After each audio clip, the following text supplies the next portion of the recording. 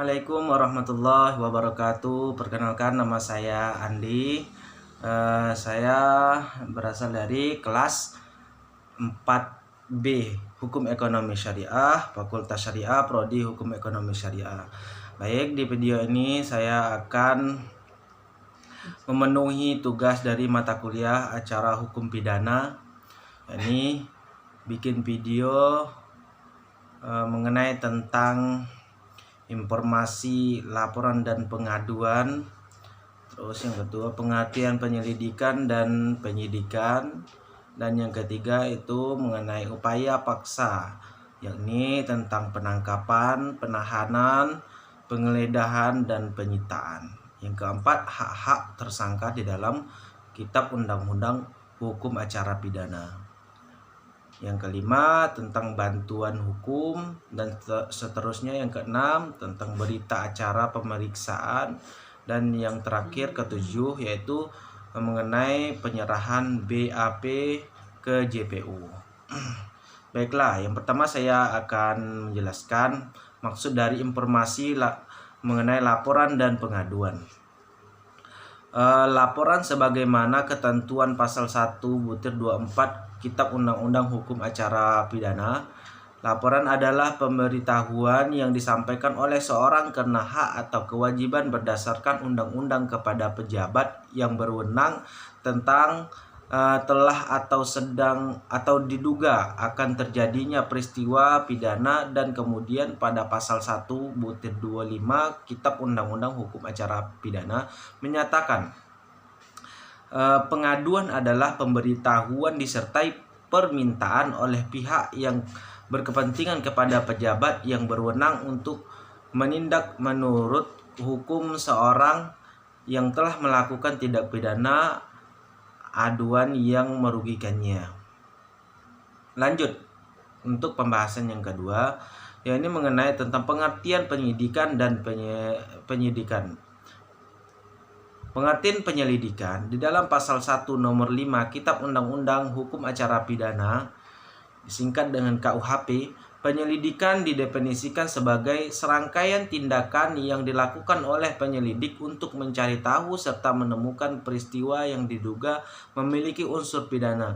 Gunanya untuk menentukan apakah perlu atau tidaknya dilakukan penyidikan. Nah, untuk pengertian penyidikan ini adalah di dalam pasal 1 nomor 2 Kitab Undang-Undang Hukum Acara Pidana, penyelidikan ini merupakan serangkaian tindakan yang dilakukan dengan mencari serta mengumpulkan bukti yang mana menunjukkan unsur tindak pidana. Untuk tujuannya ialah menemukan tersangka. Penyelidikan ditekankan pada proses pencarian serta pengumpulan bukti tindakan pidananya, sehingga bisa diketahui siapa tersangka atau pelaku tindak pidana.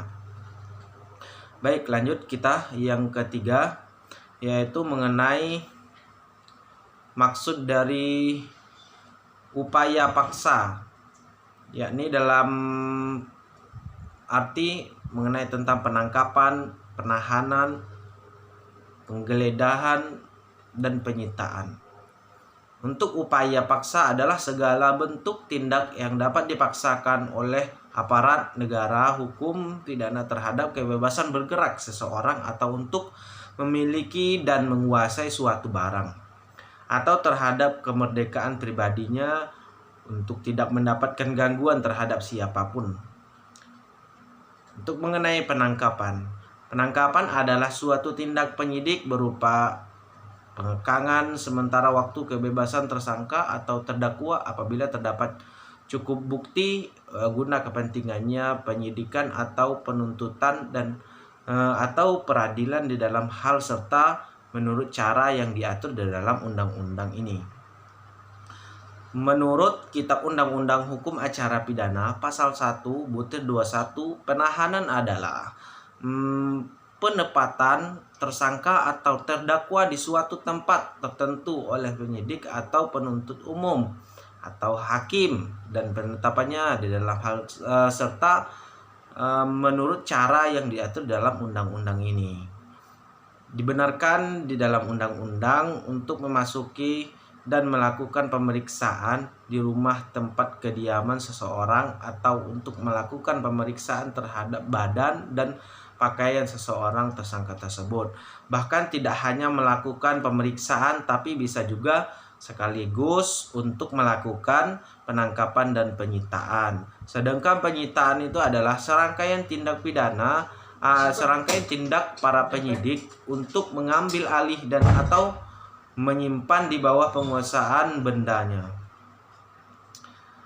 Lanjut, bergerak atau tidak bergerak, berwujud atau tidak berwujud untuk kepentingan pembuktian di dalam penyidikan, penuntutan, dan peradilan. Ya, jadi lanjut ke pembahasan yang keempat. Apa saja hak-hak tersangka di dalam KUHP? Adapun hak-hak tersangka menurut Kitab Undang-Undang Hukum Pidana, Acara Pidana ialah pertama, yakni hak prioritas penyelesaian perkara. Hal ini telah ditegaskan di dalam pasal 50 KUHP yang berbunyi, tersangka berhak segera mendapatkan pemeriksaan oleh penyidik, selanjutnya dapat dilanjutkan ke penuntut umum. Jelas dijelaskan oleh Kitab Undang-Undang Hukum Acara Perdata tersebut. Terus yang ke B, tersangka berhak perkaranya segera dimajukan ke pengadilan oleh penuntut umum. Yang C yaitu terdakwa berhak segera diadili oleh pengadilan. Dapat disimpulkan bahwa pasal tersebut menginginkan proses penyelesaian perkara ditangani dengan cepat sehingga semuanya bisa dituntut atau sehingga semuanya bisa dituntaskan atau diselesaikan di dalam waktu yang singkat.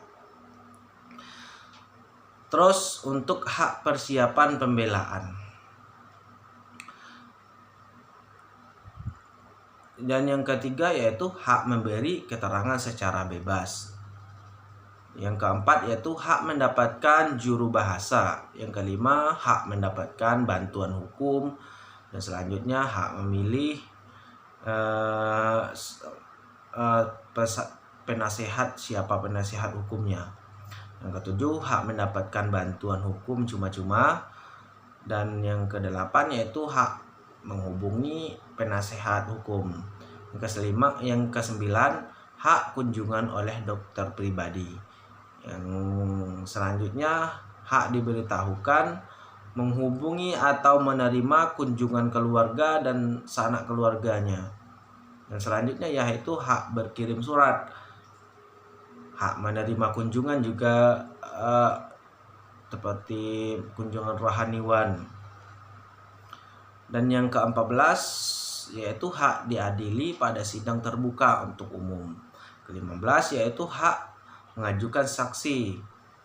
Dan selanjutnya yang ke-16 hak untuk tidak dibebani kewajiban pembuktiannya tersebut. Yang ke-17 yaitu hak pemberian ganti kerugian dan rehabilitasi. Lanjut ke pembahasan yang kelima, jelaskan apa yang dimaksud dengan bantuan hukum. Adapun mengenai pembahasan mengenai bantuan hukum, bantuan hukum yaitu bantuan yang bertindak sebagai pendamping atau kuasa hukum. Jadi bantuan hukum ini untuk menyelesaikan perselisihan tentang hak kewajiban, yaitu hak perdata seseorang di depan pengadilan. Untuk menyelesaikan perselisihan tentang hak kewajiban tersebut, seseorang di depan pengadilan tadi yaitu bertindak sebagai pendamping dan pembela terhadap seseorang yang disangka atau didakwa melakukan tindak pidana di depan pengadilan. Lanjut ke pembahasan yang ke-6.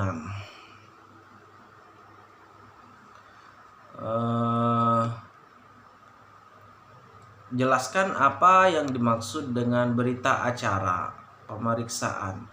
Berita acara pemeriksaan merupakan keterangan terdakwa di luar persidangan yang diberikan kepada penyidik pada saat terdakwa berstatus sebagai tersangka.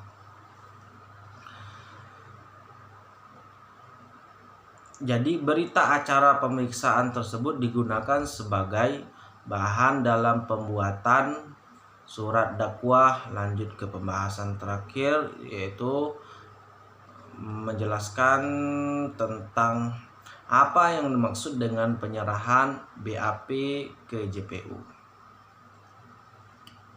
Untuk proses pelimpahan perkara umumnya ditempuh guna membawa suatu perkara hukum ke tingkat yang lebih jauh. Umumnya proses pelimpahan perkara dilakukan dari kepolisian kepada kejaksaan. Untuk secara spesifik, proses pelimpahan perkara itu disebut sebagai pelimpahan dari penyidik kepada penuntut umum. Namun ketiadaan aturan yang jelas kerap kali membuat proses pelimpahan perkara tersangka berbelit-belit. Adapun untuk proses pelimpahan perkara telah diatur di dalam pasal 110 Kitab Undang-Undang Hukum Acara Perdata. Untuk hukum acara perdata, dilansir dari Komisi Kejaksaan.go.id, berikut mengenai tentang prosesnya. Yang pertama yaitu dalam hal penyidik telah selesai melakukan penyidikan, penyidik wajib segera menyerahkan berkas perkara itu kepada penuntut umum. Yang kedua, dalam hal penuntut umum berpendapat bahwa hasil penyidikan tersebut ternyata masih kurang lengkap, penuntut umum segera mengembalikan berkas perkara itu kepada penyidik disertai petunjuk untuk dilengkapinya. Terus yang ketiga, dalam hal penuntut umum mengembalikan hasil penyidikan untuk dilengkapi, penyidik wajib segera melakukan penyidikan tambahan sesuai dengan petunjuk dari penuntut umum. Terus yang keempat, penyidikan dianggap telah selesai apabila dalam waktu 14 hari penuntut umum tidak mengembalikan hasil penyidikan atau apabila sebelum batas waktu tersebut berakhir telah ada pemberitahuan tentang hal itu dari penuntut umum kepada penyelidik. 4 rangkaian kegiatan ini merupakan proses yang harus dilalui penyidik sebelum memberikan berkasnya kepada penuntut umum. Supaya untuk melanjutkan proses persidangan, kejaksaan juga harus menempuh beberapa proses lagi. Yakni yang pertama yaitu menerima berkas perkara pidana. Untuk menerima berkas perkara pidana ini harus lengkap dengan surat dakwanya dan surat-surat yang berhubungan dengan perkara tersebut. Terhadap perkara yang terdakwanya ditahan dan masa tahanan hampir berakhir, petugas segera melaporkan kepada ketua pengadilan. Untuk yang kedua, berkas perkara dimaksud di atas yaitu meliputi pula tentang barang-barang bukti yang akan diajukan oleh jaksa penuntut umum, baik yang sudah dilampirkan dalam berkas perkara maupun yang kemudian diajukan ke depan persidangan nantinya. Terus barang-barang buktinya juga didaftarkan di dalam register barang bukti. Terus lanjut yang ketiga yaitu bagian penerimaan perkara. Bagian penerimaan perkara ini ialah supaya memeriksa kelengkapan berkasnya. Kelengkapan dan kekurangan berkas yang dimaksud yaitu diberitahukan kepada panitia muda, panitera muda tindak pidana tersebut. Yang keempat, dalam hal berkas perkara dimaksud belum lengkap, panitia muda pidana meminta kepada kejaksaan untuk melengkapi berkas dimaksud sebelum diregister. Terus lanjut yang kelimanya itu, pendaftaran perkara pidana biasa di dalam register induk, yaitu dilaksanakan atau dilakukan dengan mencatat nomor perkara sesuai dengan urutan di dalam buku register tersebut. Untuk yang keenamnya yaitu pendaftaran perkara pidana singkat, yaitu dilakukan setelah hakim melaksanakan sidang pertama. Dan yang ketujuh, pendaftaran perkara tindak pidana ringan dan lalu lintas dilakukan setelah perkara itu diputus oleh pengadilan. Dan yang kedelapan,